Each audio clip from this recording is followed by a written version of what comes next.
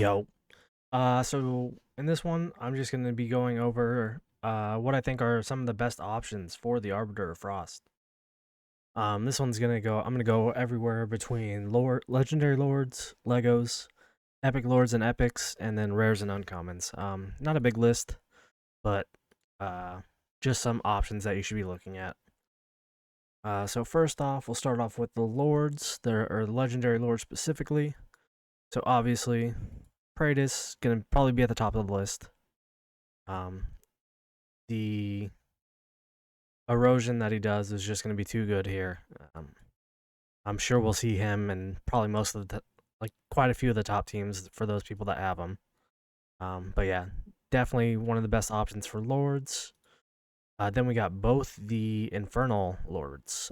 Both Sulkadins and Twin Fiend are going to be great here, not only for inflicting the burns, but also for boosting the stats of some of the Legos that you will probably end up using in this faction.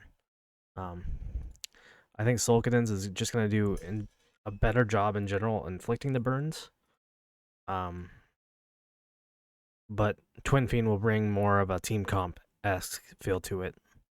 I'll be interested to see overall which of these are really hitting for higher damage. I think they're not going to be the biggest factors in the team, but they definitely help. And then the final one, although I'm not seeing it used really at all, I talked about it in a video earlier where I thought Torador would be great, but they definitely tweaked out how this boss works compared to when it was first launched on Forerunner. So Torador is definitely an option. Don't think he's going to be the best option anymore. And then we go through Legos. So I guess we can start on this page. Salazar, definitely a top option. You're going to get your bleeds and just overall good damage. You have your arrogance. If you have the arrogance lust bond, you're going to even do better. Lugaru, definitely another awesome option, bringing you a good form of bleed. And then the last one would be Lust. I wouldn't recommend using her unless you do have her with the Arrogance bond or it's A1, so she can inflict the defense reduction. Otherwise, I don't think she's going to be as valuable here. Unless you're just running a full Nightmare comp. And then we go into... There's nothing here. Nothing watch... Or no, there's one in watch guard. Alistair, the free Lego we got. Definitely a great option. If you're lucky enough to have the Arbiter, Praetus, you're gonna get even bigger boost from him. But his constant single target and is it the Radiant Erosion? Is gonna do great on this boss. Let's go into Infernal. There's a few in there. First off, Zilla 2, high damage dealer, has burns, great option. Hex, another one. XA3 is going to be a lot more important on here, just for the fact that you're going to extend the burns. So the uptime is going to be a lot better, but definitely usable. Probably going to be one of the top damage dealers here too, I would assume. And then finally, everyone's least favorite hero, Anai. She's in my comp right now. She's doing an awesome job. Between her and one of the epics I'm about to mention, she is definitely one of the best on the team. And then we got one more. I don't really have an experience using him, but you have the inflicting bleed on the target from him, and then you have the attack speed specialized thing. But I've seen him in quite a few of the top teams, so I'm assuming he is going to be great in this as well. And it's Sargak. Yeah. Like I said, I don't have much experience with him, but I noticed him in quite a few of the teams, so I'm assuming he's pretty good here.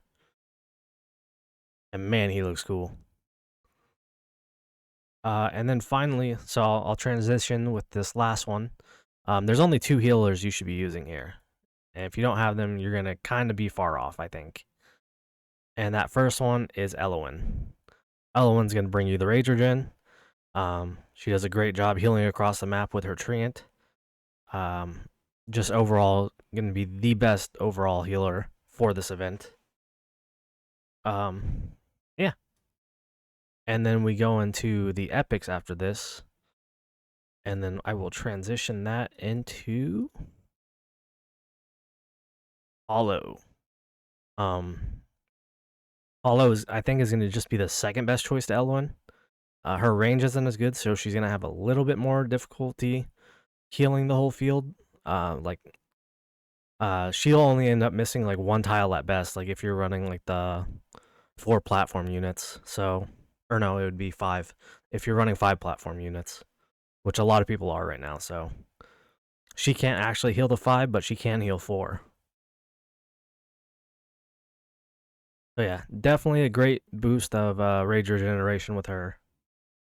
And then as far as the Epic Lords, I only noted 2. It would be Wrath, just for the attack speed bonus if you're running maybe like an Arrogance or you're running the Lust. Definitely a good option with that team just to get them sped up and going. And the other Lord obviously would be Pyros.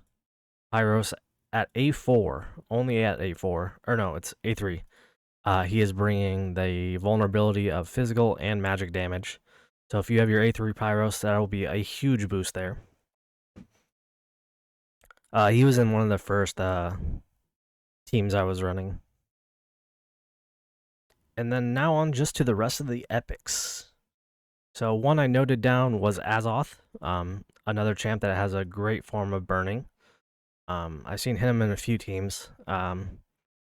He's like, I would put him towards the bottom of the list, honestly. Him being an epic, if you don't have him skilled already or built already, if you need somebody, he will do a good job, but definitely not high on the priority list. I forgot one more epic lord, honestly. Vladov. I think Vladov could do a good job here if you are running the Sargak comp. I don't think you'd run Sargak and him though, honestly, because you're getting the bleed from Sargak already. But great form of bleed, keeps it up constantly. Not going to do a ton of damage, but should help the team out quite a bit. If you're using a Nightmare comp, he's pretty good to throw in if you don't have another form of bleed. And then talking about bleed, we will go into, where is he? Komodo. Komodo definitely going to be one of the best forms of bleed as well. You need him. I think you need him awakened. 50 rage. Yeah, I guess you don't need him awakened.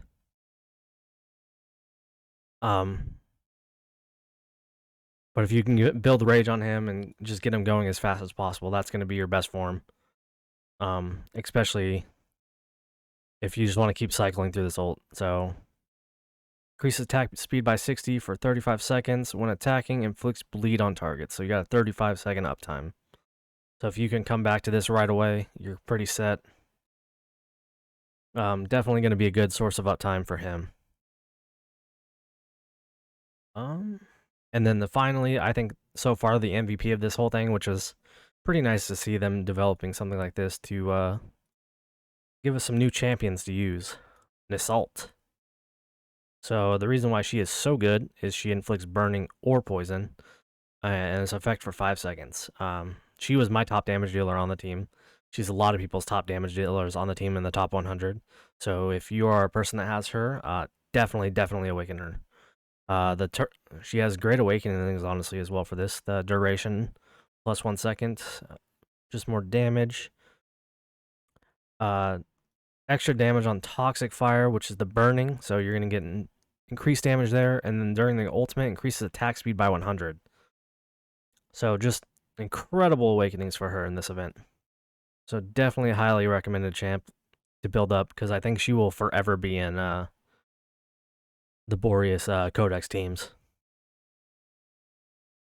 And that wraps up the epic list. Let me just go through real quick. Don't think I'm missing anyone, but Just want to be sure.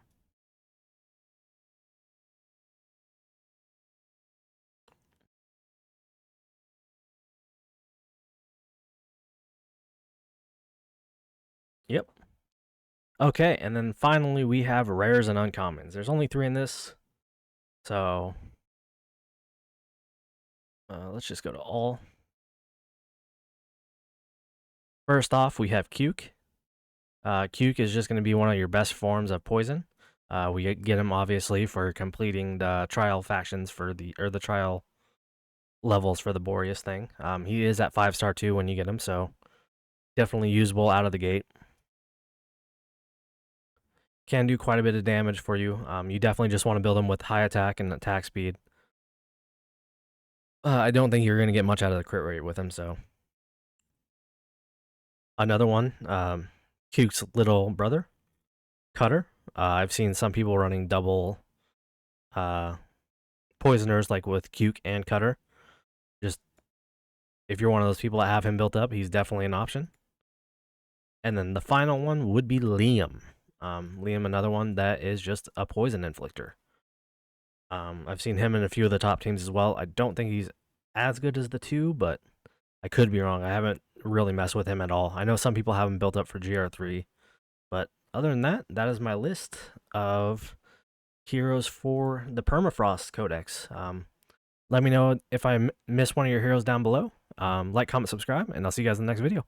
Later.